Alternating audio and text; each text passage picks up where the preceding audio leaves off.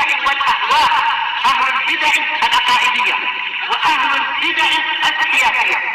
نقول بيننا وبينكم السلف، بيننا وبينكم الكتب، كان فيقول البدع بيننا وبينكم.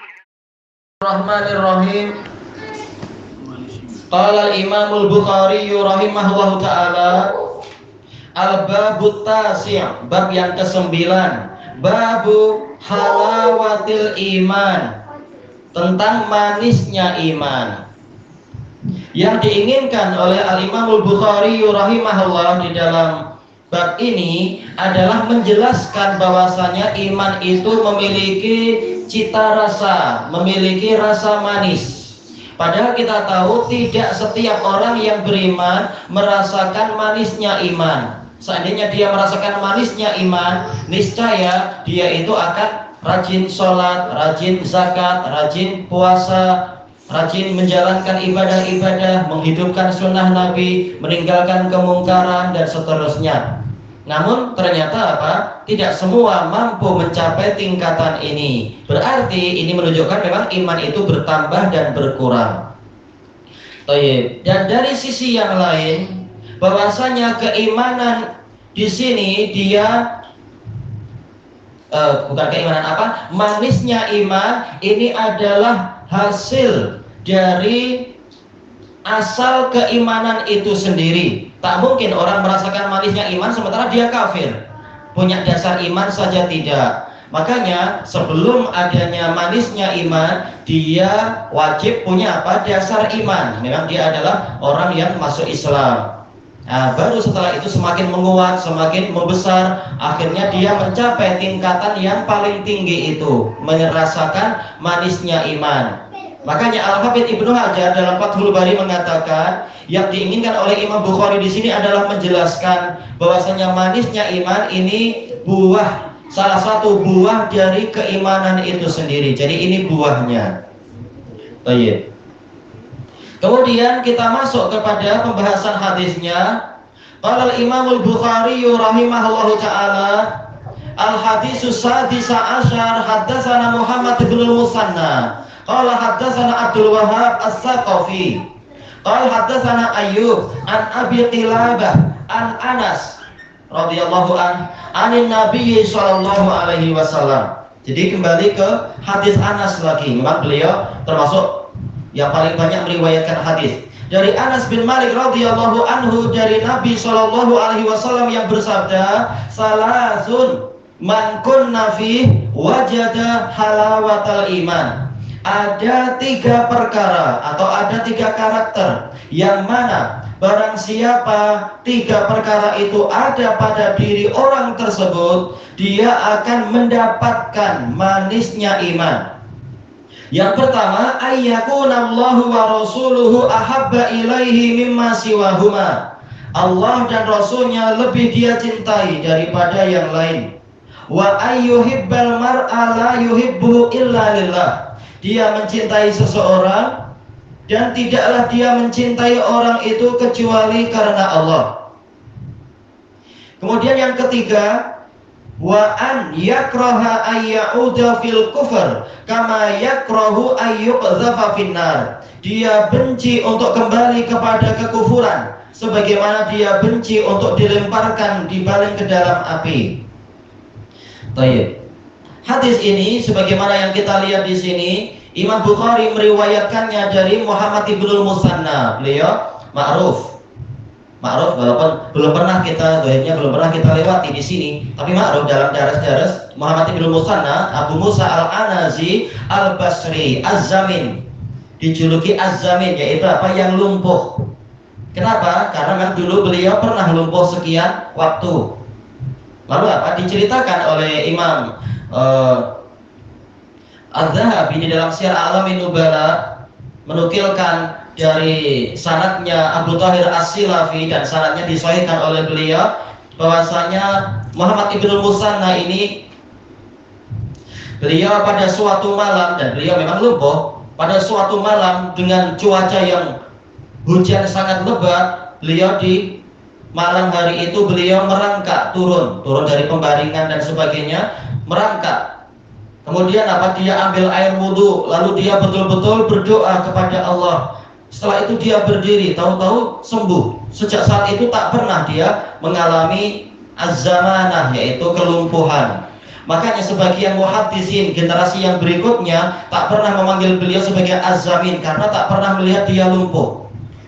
Muhaddisin yang tua-tua memanggil orang ini az-zamin karena sempat menyaksikan lumpuhnya beliau. Ini bagian dari karamah. Makanya cerita ini juga dinukilkan oleh Syekhuna Abdul Fida Abdul Raqib Al-Ibi Syafahullah dalam kitab beliau Karamatul Auliya. Ini bagian dari kekeramatan para wali. Beliau siqah, beliau imam, beliau dari Ahlus Sunnah. Ini Muhammad Ibnul Musanna, dan sering nama beliau muncul di dalam Sahih Bukhari, Sahih Muslim dan seterusnya. Dan disebutkan bahwasanya ya memang beliau adalah apa? Rawi kutubus sittah. Semua imam kutubus sittah meriwayatkan dari sanad ini. Apa itu? Muhammad Ibnu Musanna. Qal haddatsana Abdul Wahhab As-Saqafi. Abdul Wahhab As-Saqafi Abu Muhammad Abdul Wahhab bin Abdul Majid As-Saqafi Al-Basri. Siqah, walaupun di akhir hayatnya 3 atau 4 tahun sebelum wafat beliau mengalami pencampuran hafalan. Sudah mulai pikun, kasihan. Tapi beliau siqah. Kemudian qala haddatsana Ayyub. Ayyub beliau Abu Bakar Ayyub bin Abi Tamimah. Abu Tamimah yaitu Kaisan Al-Basri, Sayyidul Fuqaha, Imamun siqah, dan seterusnya. Biografinya bagus sekali. Dan sering nama beliau muncul di apa? Di Kitabus Sunnah. Makanya beliau dikatakan yaitu apa? Min ahli sunnah. Karena memang ma'ruf kata-kata mutiara beliau dari para salaf, diantaranya adalah Ayyub ini, Ayyub As-Sakhtiyani, yang mengatakan apa itu? La tujalisu ahlal ahwa wa la tujadiluhum fa inni akhsha alaikum an yaghmisukum bi ba'di ma lubisa alaihim. Jangan kalian duduk-duduk dengan ahlul ahwa, dan jangan kalian mendebat mereka, karena saya khawatir mereka akan membenamkan kalian kepada perkara yang tersamarkan bagi mereka. Sanadnya sahih, diriwayatkan oleh Imam Al-Lalikai dalam Syarah Ushul I'tiqad Ahli Sunnah wal Jamaah, juga Imam Al-Ajuri di dalam Asy-Syari'ah dan yang lainnya. Inilah beliau Ayyub As-Sakhtiyani, Ayyub bin Abi Tamimah Kaisan As-Sakhtiyani Al-Basri, Imamun siqah, Sayyidul Fuqaha. Meriwayatkan dari Abi Qilabah, dan ini juga sering nama beliau muncul di kalangan apa? Di kalangan asar-asar Ahlus Sunnah, asar salaf. Abu Qilabah Al-Jarmi, Abdullah bin Zaid Al-Basri, imam siqah, dan beliau adalah ahli dalam masalah fikih dan dalam masalah qada. Sampai-sampai Umar bin Abdul Aziz mengatakan, ya ahlas Syam, la tazalu bi khairin madama hadza fikum. Wahai penduduk Syam, kalian terus-menerus di dalam kebaikan selama orang ini ada di tengah-tengah kalian. Beliau bukan penduduk Syam, beliau orang Basrah, tapi beliau terkadang berkunjung ke Syam. Anas sudah sering kita lewati biografi beliau, yaitu apa? Di dalam hadis yang ke-13, la yu'minu ahadukum dan sebagainya itu. Berarti apa keunggulan hadis ini? Jelas sanadnya sahih. Ini musalsal bil basriyin, semuanya basriyun. Siapa tadi? Muhammad Ibnu Musanna, Abu Musa Al-Anazi Basri. Abdul Wahhab, beliau juga Basri, yaitu Abu Muhammad Abdul Wahhab bin Abdul Majid As-Saqafi Al-Basri. Ayyub Abu Bakar Ayyub bin Abi Tamimah As-Sakhtiyani Al-Basri. Abu Qilabah juga sama, Abdullah bin Zaid Al-Basri. Anas bin Malik, beliau Ansari Khazraji, tapi beliau memang memilih apa? Tinggal di Basrah. Makanya ini sanadnya adalah Basriyun. Dan Imam Bukhari, kalau kita kumpulkan sanad-sanad hadis ini, beliau punya sanad yang lain, meriwayatkan dari jalur siapa? Dari jalur Syu'bah, dari Qatadah, dari Anas bin Malik. Berarti di sini Abu Qilabah beliau diperkuat oleh Qatadah dalam periwayatannya terhadap Anas bin Malik. Demikian pula Imam Muslim meriwayatkan dari dua jalur ini, jalur Abi Qilabah dari Anas dan dari jalur Qatadah dari Anas. Baik. Adapun isi hadisnya di sini Rasulullah Shallallahu Alaihi Wasallam menyebutkan salasun man kunna fihi wajada halawatal iman. Ada 3 perkara yang mana man ini barang siapa kunna kembali ke salas barang siapa 3 perkara ini fihi ada pada orang ini fihi hak kembali ke man. Wajada halawatal iman dia akan mendapatkan manisnya iman. Salasun ini adalah mubtada. Asal dari mubtada adalah ma'rifah. Tapi kenapa tidak dikatakan as-salas? Karena ini ada tanwin iwad. Salasun tanwin iwadun anil kalimah, takdirnya apa? Salasu khisalin. Ada 3 karakter. Makanya tadi kita menerjemahkannya sesuai dengan makna yang tepat.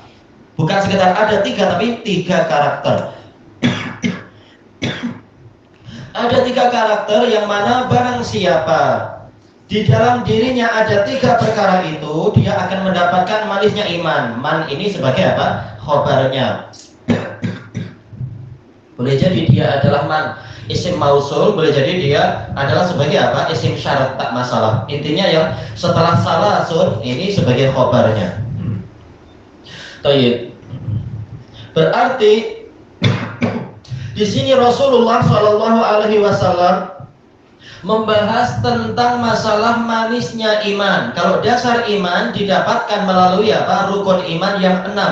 Tapi untuk manisnya iman ternyata ini perlu tahapan yang lebih tinggi lagi.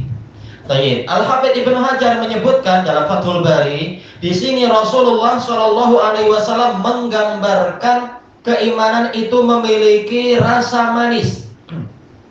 Kenapa demikian? Karena seorang mukmin yang keimanannya tingkatnya sudah sangat tinggi, dia akan merasakan apa? As-surur, kebahagiaan, farah, kegembiraan, istibsyar sama ya, keceriaan, juga apa? Ghibtah, yaitu merasa sangat gembira dan bersuka cita. Baik, sukacita yang didapatkan oleh hati yang mukmin dengan keimanannya ini bagaikan rasa manis yang didapatkan oleh lidah.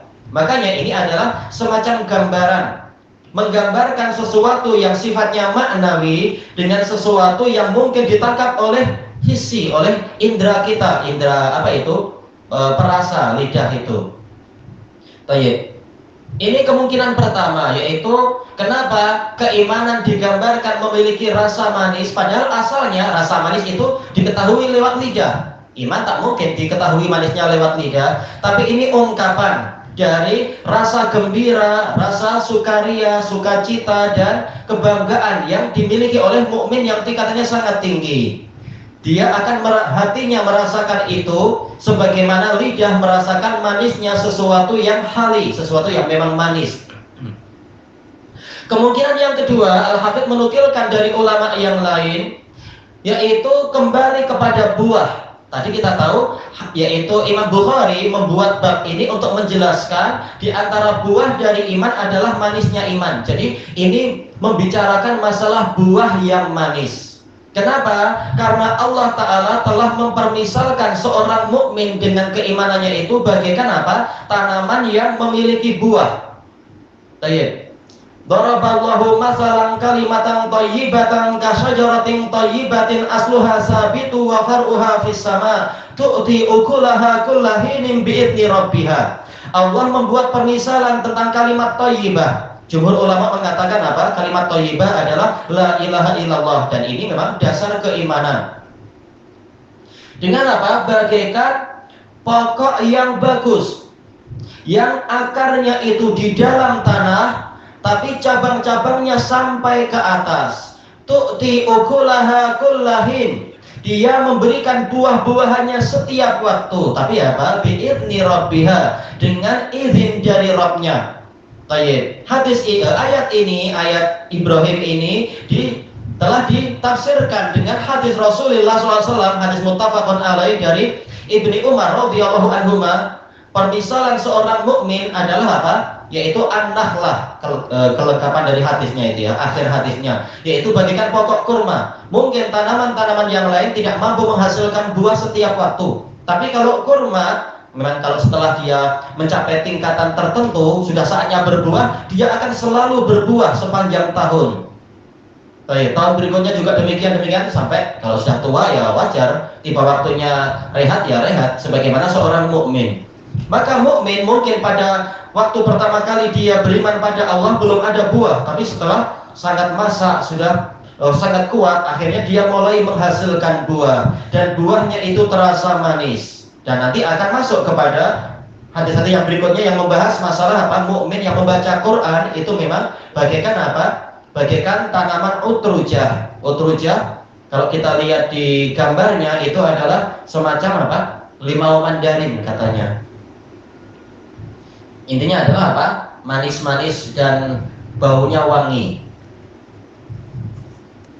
Baik, intinya yaitu ini adalah gambaran tatkala seorang mukmin itu dia akan menghasilkan buah-buahan yang manis, yang bagus, bermanfaat bagi masyarakat, bagi umat dan sebagainya, maka dia itu berarti apa? Sudah mencapai manisnya iman. Dia sudah punya buah yang manis. Cuma bila dia mulai berbuah dengan buah yang manis, ternyata ada syaratnya. Syarat yang pertama, ayyakunallahu wa rasuluhu ahabba ilaihi mimma siwahuma. Allah dan Rasulnya lebih dia cintai daripada yang lain. Makanya sebagian pensyarah mengatakan ini diantara hikmah Imam Bukhari menjadikan urut-urutan hadisnya ini seperti ini. Bab yang ke-8 membicarakan masalah seseorang tidak mencapai iman yang sempurna sehingga Nabi lebih dia cintai daripada yang lain. Lalu bab yang ke-9 membahas ini. Seseorang hanya akan mencapai manisnya iman apabila Allah dan Rasulnya lebih dia cintai daripada yang lain. Jadi memang hadis ini saling menjelaskan dan saling melengkapi. Cuma untuk hadis yang di hadapan kita ini, hadis yang ke-16, di sini ditegaskan bukan hanya cinta Rasul, tapi juga cinta Allah. Bukan hanya Muhammadur Rasulullah, tapi juga apa? La ilaha illallah. Jangan dilalaikan itu. Jadi hak Rasul ditunaikan, hak yang mengutuskan Rasul yaitu Allah Ta'ala juga ditunaikan. Bahkan ini yang nomor satunya. Dan tak mungkin dipisahkan antara kecintaan pada Allah dengan kecintaan pada Rasul. Karena Rasul dicintai dengan sebab apa? Beliau adalah utusan Allah. Kalau utusan dicintai berarti yang mengutuskan lebih layak lagi untuk dicintai. Makanya tak boleh dipisahkan antara la ilaha illallah dengan Muhammadur Rasulullah. Baik. Makanya di sini Allah dan Rasulnya lebih dia cintai daripada yang lain. Mimma siwahuma, dari yang lain, dari seluruh yang ada berupa orang-orang ataupun benda mati, berupa rumah ataukah kendaraan ataukah tanaman atau pekerjaan dan sebagainya. Tetap Allah dan Rasulnya itu nomor satu. Ketika ada kontradiksi, ketika ada pertentangan, kita milih yang mana? Maka pilihlah Allah dan Rasulnya. Makanya dijelaskan dengan bahasa yang indah oleh Al-Imam Ibnul Qayyim rahimahullah dalam Al-Fawaid. Apabila terjadi pertentangan antara Allah dan Rasulnya dengan seluruh umat manusia, hendaknya engkau ada di lembah yang di situ gambarannya ada Allah dan Rasulnya. Walaupun kita tak mengatakan Allah di lembah, tapi posisi hendaknya engkau ada di posisi yang di situ ada Allah dan Rasulnya, walaupun engkau ditentang oleh seluruh manusia di dunia. Karena pastilah kebenaran bersama Allah dan Rasulnya, kemenangan bersama Allah dan Rasulnya. Allah Ta'ala telah berfirman, kataballahu la'aglibanna ana wa rusuli. Allah telah menetapkan, pastilah aku dan Rasulku yang menang. Walaqad sabaqat kalimatuna li ibadinal mursalin innahum lahumul mansurun wa inna jundana lahumul ghalibun. Sungguh telah berlalu kalimat kami untuk para utusan kami yang diutuskan. Sesungguhnya mereka itulah yang pasti tertolong, dan sungguh tentara kami mereka itulah yang akan menang. Baik. Inna lanansuru rusulana walladzina amanu fil hayatid dunya wa yauma yaqumul ashhad. Sungguh kami pasti akan menolong para utusan kami dan orang-orang yang beriman di dalam kehidupan dunia dan di hari ketika para saksi itu berdiri tegak. Para saksi itu tegak berdiri. Jadi hendaknya selalu bersama Allah dan Rasulnya karena kemenangan ada di situ. Jangan menentang Allah dan Rasulnya demi umat manusia. Engkau akan terkalahkan cepat atau lambat.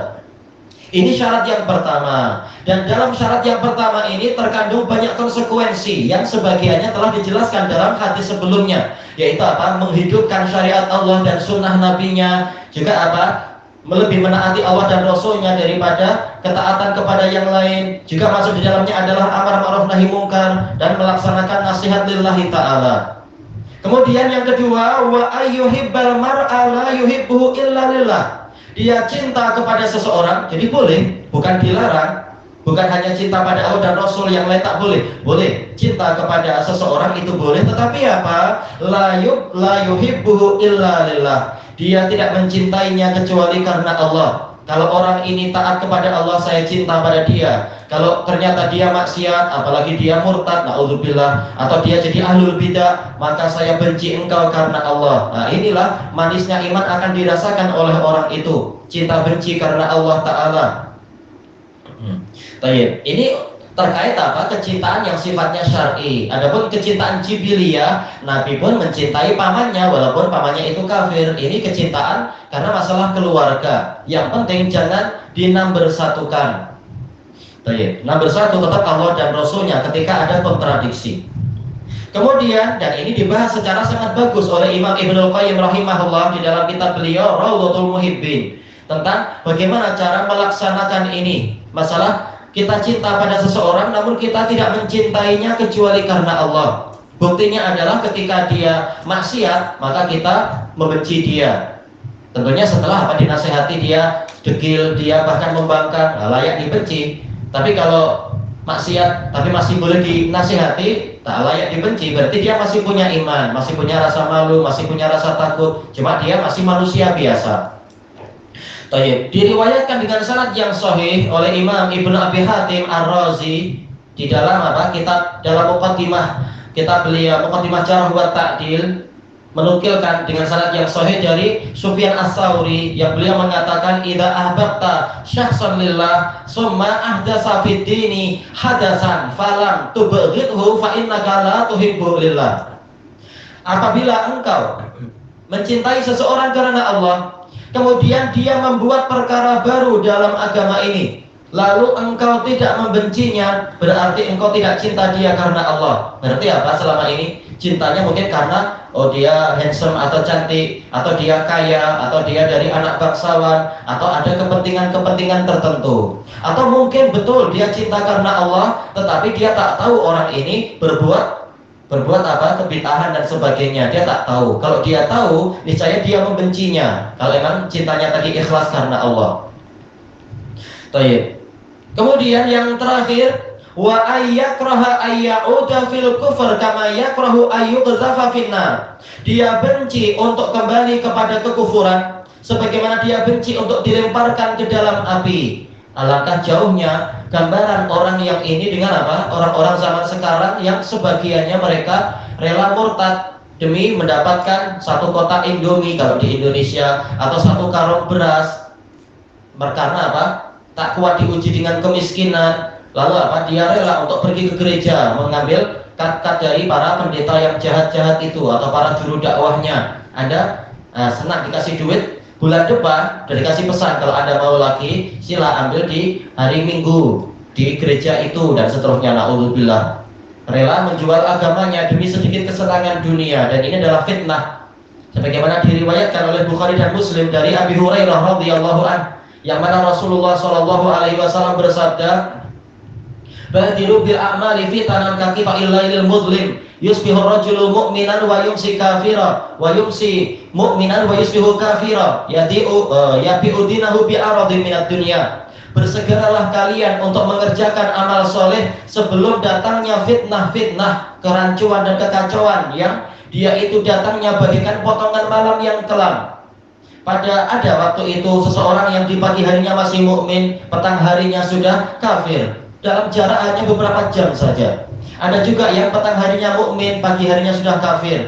Dia menjual agamanya demi kesenangan dunia. Padahal tak lama lagi mati juga, tak ada untungnya itu. Sementara Allah Maha Kaya, kenapa engkau tidak baik sangka pada Allah dan mohon pertolongan kepada Allah, mohon rezeki kepada Allah. Kalau mati dalam keadaan sabar, insya Allah mati dengan pahala tak ada batas. Tapi insya Allah kalau belum waktunya mati, rezeki akan datang setelah itu. Kehidupan kita ini bagaikan tayar, terkadang di atas, terkadang di bawah. Kalau sudah di bawah, jangan menyangka selamanya di bawah. Sebentar lagi dia akan naik lagi. Selama tayar kehidupan dia, roda kehidupan itu masih ada, masih bergerak. Tak ada istilah untuk putus asa. Kemudian memilih apa? Menyembah berhala, menjual dirinya kepada syaitan dan seterusnya. Diriwayatkan dengan sanad yang hasan li ghairi minimalnya dari Abdullah ibnu Hudzafah As-Sahmi, sahabat Rasulullah, ketika beliau dikirimkan untuk berperang melawan Romawi, dikirimkan oleh Umar ibn Khattab, dan beliau sering menang. Namun masih manusia biasa, tahu-tahu tertangkap suatu ketika. Beliau dengan kurang lebih, Anda lupa itu 100 atau berapa, sudah lama baca buku ini, didamat dulu di Syiar Alamin Nubala. Ketika dia ditangkap, lalu apa? Masing-masing dari kaum muslimin itu dibunuh. Sebagiannya sudah dibunuh, sebagiannya belum. Karena yang tertangkap banyak dalam peperangan itu. Kemudian apa? Ada sebagian bangsawan berkata kepada kaisar waktu itu bahwasanya orang ini dia adalah tokoh yang sangat utama. Kalau di kalangan kaum muslimin, kalau Anda boleh mengajak dia kepada agama kita, kita akan untung besar sekali. Nanti akan mengajak orang lain itu. Maka dia diberi kesempatan. Maukah Anda untuk masuk kepada agama kami? Dia bilang, saya tak mau. Ditanya, maukah Anda masuk ke agama kami? Dan saya beri Anda 1/4 kerajaan Romawi. Dia bilang, saya tak mau. Politik jangan dipercaya, politikus mungkin betul-betul dikasih, tapi nanti dibuat tipu daya, tahu-tahu kita dibunuh setelah itu. Kalau sudah tidak diperlukan, jangan percaya pada politikus. Ma'ruf. Kemudian dikatakan, bagaimana kalau saya beri Anda kekuasaan setengah kerajaan Romawi, yang penting Anda ikut agama Kristen? Beliau bilang, saya tak mau. Akhirnya apa? Kemudian beliau disalib tapi belum sampai dilukai. Kemudian apa? Si kaisarnya bilang kepada para pemanah, panah di samping-sampingnya, jangan kena dia. Jadi dia takut tuh. Kemudian dipanah di samping-sampingnya. Setelah itu didatangkan lagi, gimana? Mau masuk agama kami tak? Dia bilang, saya tak mau. Lalu apa? Dibawakan sebuah baldi yang sangat besar, terbuat dari tembaga. Lalu dimasukkan ke dalamnya air yang sangat panas. Dalam riwayat yang lain, minyak yang sangat panas. Lalu didatangkan 2 orang kaum muslimin, mungkin para tabi'in atau mungkin sahabat, wallahu a'lam, dari pasukan Umar. Kemudian disuruh masuk agama Kristen, mereka tak mau. Akhirnya mereka dicelupkan ke situ sampai tulang-tulangnya luluh semua, hancur. Mungkin tinggal tulangnya, berarti yang lain yang hancur. Tapi mereka tetap tidak mau masuk agama Kristen sampai mati. Lalu apa? Beliau ditanya lagi, mau tidak? Kalau tidak, engkau akan mengalami seperti ini. Lalu beliau mengatakan, saya tak mau. Lalu ya sudah, Anda masuk saja sana. Begitu beliau mendekat sudah mau naik, tahu-tahu beliau menangis. Kemudian sebagian orang berbisik pada kaisarnya, oh dia menangis tuh, mungkin dia menyesal. Coba dipanggil lagi. Begitu dipanggil ditanya, gimana? Anda menyesal? Anda mau masuk Kristen tak? Dia bilang, saya tak mau. Ditanya, kenapa Anda menangis? Dia bilang, saya menangis kenapa nyawa saya hanya satu. Saya ingin nyawa saya sebanyak rambut di badan saya lepas satu persatu karena Allah Ta'ala. Langsung kagum Heraklius. Tak ada orang Kristen yang sampai seperti itu. Akhirnya ada itulah, sebagian mengatakan Heraklius, sebagian mengatakan yang setelah dia, al-khilaf. Matinya Heraklius diperselisihkan. Kemudian dia tanya kepada Abdullah bin Hudzafah radhiyallahu anhu, maukah Anda mencium kening saya, nanti saya bebas. Nanti saya membebaskan Anda. Maka Abdullah berpikir, mencium orang kafir tak betul. Ini tanda cinta. Tapi apa? Kita buat kemaslahatan yang lebih besar. Beliau mengatakan, saya boleh mencium kening Anda, tetapi dengan syarat saya yaitu 100 pasukan saya juga dibebaskan. Heraklius memang sudah kagum, bilang boleh, tak apa. Ya sudah, kemudian apa? Beliau mencium kening si Heraklius atau mungkin raja yang setelahnya. Lalu beliau dengan 100 pasukannya dibebaskan. Begitu sampai di Madinah, Umar tanya, apa cerita Anda? Diceritakan gini. Lalu kemudian apa? Umar gelak. Lalu beliau mengatakan tak ada orang di dalam ruangan ini yang boleh keluar sampai mencium kening dia. Nah, lalu orang satu ruangan mencium kening Abdullah bin Hudzafah. Nah, ini gambaran orang yang tidak mau kembali kepada kekufuran, seperti orang yang benci untuk masuk ke dalam api. Bahkan beliau lebih hebat lagi, namanya sahabat. Beliau siap masuk ke dalam air yang sepanas itu atau minyak yang sepanas itu, walaupun berulang-ulang sebanyak rambut di badannya. Yang penting untuk membuktikan cinta dia kepada Allah dan Rasulnya. Ini sahabat memang sahabat, tak seperti manusia biasa yang zaman sekarang dan semacamnya. Tayyib ilahuna wallahu a'lam. Subhanakallahumma wa bihamdika la ilaha illa anta astaghfiruka wa atubu ilaik. Walhamdulillahirabbil alamin. Jazakallahu khairan.